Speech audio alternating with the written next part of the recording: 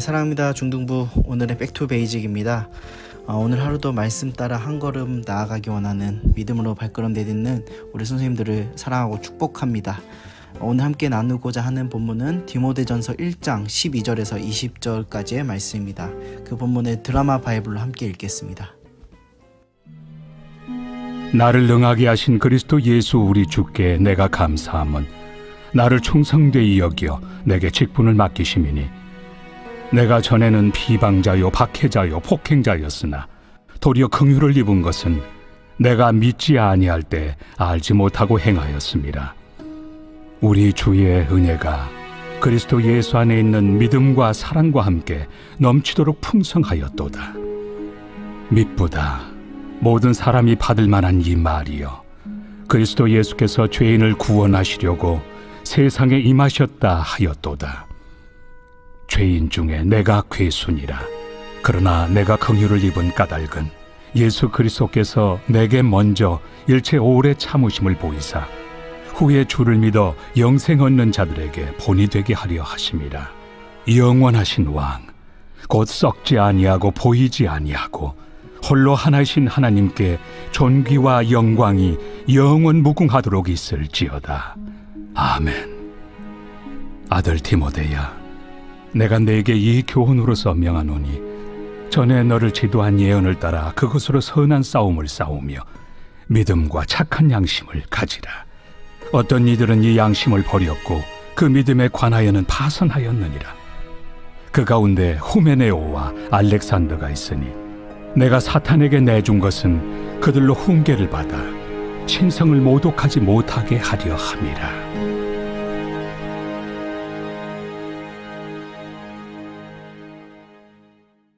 오늘 방금 읽은 말씀을 통해 우리가 나누고자 하는 묵상 첫 번째는 우리가 죄인임을 깨달아야 한다는 것입니다. 우리 15절에 보면 바울은 자기 인식을 분명히 하고 있는 것 같습니다. 바로 내가 죄인 중에 괴수인데 예수 그리스도는 그런 내게 직분을 맡기셨다고 고백합니다. 아시다시피 바울은 먼저 교회를 핍박하던 자였습니다. 유대교 최대 엘리트 가문 가말리엘 문화 출신으로 율법에 대한 대단한 열심을 가지고 있었습니다. 그래서 신흥 종교 세력 예수교를 멸절하는 것이 하나님을 위한 것이라고 바울은 확신했습니다. 율법을 안다고 하지만 율법의 완성이신 예수 그리스도를 알지 못해서 교회를 핍박하고 결국 이것이 곧 예수를 핍박한 것입니다. 근데 16절에 보면 그러한 바울을 예수 그리스도께서 오래 참으신 사랑으로 그를 만나셨고 그렇게 바울을 복음의 본으로 세워주셨다고 얘기하고 있습니다. 앞서 바울이 우리 율법의 용도에 대해서 이야기한 바가 있습니다. 율법은 적법하게만 쓰면 유익하다고 말했죠. 근데 율법이 유익한 이유가 무엇입니까? 바로 나의 죄를 보고 예수 그리스도를 의지하게 되기 때문입니다. 우리가 율법을 알면 알수록 하나님께 가까이 나아가면 날수록 하나님 뜻대로 살려고 하면 할수록 사실 우리는 자기 절망을 경험할 수밖에 없습니다. 그렇게 비참하게 죄 가운데 살 수밖에 없는 나를 발견하게 되는 것입니다. 바울도 마찬가지였습니다. 그가 교회를 박해하던 때는 그가 알지 못했으나 부활하신 예수님을 다메섹 도상에서 만난 이후에 그의 눈에서 비늘 같은 것이 벗겨져서 그가 하나님 앞에 설 수 없는 죄인이란 게 깨달아진 것입니다. 그래서 그는 이제 다시 복음에 헌신된 자로 완전히 변화되게 되었습니다. 우리가 말씀을 매일같이 연구하고 묵상해야 할 이유가 여기에 있습니다. 우리가 말씀을 묵상하는 시간은 매일같이 기쁘고 감사가 넘치는 그런 낭만적인 것만은 아닙니다. 때로는 말씀 앞에 우리의 죄됨이 발견되어지고 우리의 자아가 산산조각이 나고 나는 정말 소망이 없구나.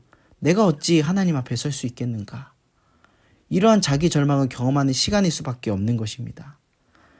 그러나 자기 절망, 이것은 은혜로 가는 정거장과 같습니다. 로마서 5장 20절을 보면 율법이 들어온 것은 범죄를 더하게 하려 함이라. 그러나 죄가 더한 것에 은혜가 더욱 넘쳤나니. 죄가 더한 것에 은혜가 더한다는 것이죠. 하나님께서 우리에게 교사의 직분을 맡겨주셨습니다. 그런데 우리는 먼저 율법이라는 거울을 통해서 내가 얼마나 절망적인 존재인지 무력한 존재인지 인식해야만 합니다. 내가 어디서 구원받았는지, 내가 어떠한 죄에서 건져주셨는지 우리가 인식한다면은, 우리가 그것을 기억한다면 우리는 하나님 앞에 겸손할 수밖에 없습니다.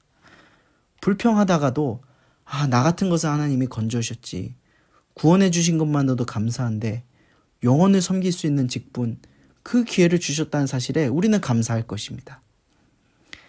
우리 이번 겨울 수련의 주제는 십자가의 복음입니다. 십자가는 곧 자기 부인입니다. 우리가 은혜를 경험하기 원한다면, 우리 아이들의 변화를 기대한다면 우리는 말씀이라는 거울 앞에 스스로를 비추어 보고 먼저 우리가 예수 그리스도 없이 얼마나 절망적인 존재인지 깨달아야 할 줄로 믿습니다. 둘째로 나누고 싶은 묵상은 우리가 선한 싸움을 해야 한다는 것입니다. 바울은 믿음과 착한 양심을 버린 자의 사례로 후메네오와 알렉산더를 언급하고 있습니다. 이 두 사람은 구원에서 이탈한 자들입니다. 바울은 그들과 같이 되지 않기 위해서 디모데에게 믿음과 착한 양심을 따라 선한 싸움을 계속해야 한다고 말하고 있는 것이죠. 그렇다면 우리는 어떻게 우리에게 주어진 이 선한 싸움을 해야 할까요? 18절에 그 이야기를 하고 있습니다. 아들 디모데야, 내가 내게 이 교훈으로서 명하노니 전에 너를 지도한 예언을 따라 그것으로 선한 싸움을 싸우며. 우리는 우리의 선한 싸움을 예언의 말씀, 곧 복음을 가르침으로 해야만 합니다. 다시 말해 우리는 교육 목회를 해야 합니다. 우리 중등부 아이들은 영적으로나 육적으로나 정신적으로나 어린아이와 같습니다. 예배 때 태도가 불량하고 그 외에 이해할 수 없는 말과 행동을 하는 것은 단순히 그들이 어린아이이기 때문입니다. 몰라서 그렇습니다. 우리가 가르치지 않아서입니다. 그 아이들이 악해서가 아니라는 것이죠. 우리의 싸움은 혈과 육에 속한 것이 아니기 때문에 윽박지른다고 될 것도 아니고 말의 지혜로 되는 것도 아닙니다. 오직 하나님의 말씀으로 되는 줄로 믿습니다. 저 역시도 아직 우리 중등부 아이들을 이렇게 지켜보고 있는데 그저 우리는 그리스도께서 바울에게 그렇게 하셨듯이 저는 아비의 심정으로 오래 참고자 합니다. 그리고 말씀을 전하고 그저 성령님께서 깨닫게 해주실 것을 기대할 뿐입니다. 우리 사랑하는 선생님들, 말씀으로 우리를 비추어 보면 볼수록 하나님 앞에 나아가면 나아갈수록 우리는 너무나 무력함을 우리는 보게 됩니다. 그러나 이 무력함, 곤고함, 교사로서 권태로움을 마주하는 이 시간이 하나님의 은혜로 나아가는 정거장이 될 줄로 믿습니다. 오늘도 이렇게 함께 나눈 이 말씀을 붙들고 겸손하게 하나님 앞에서 승리하는 여러분 모두 되기를 주님으로 축복합니다.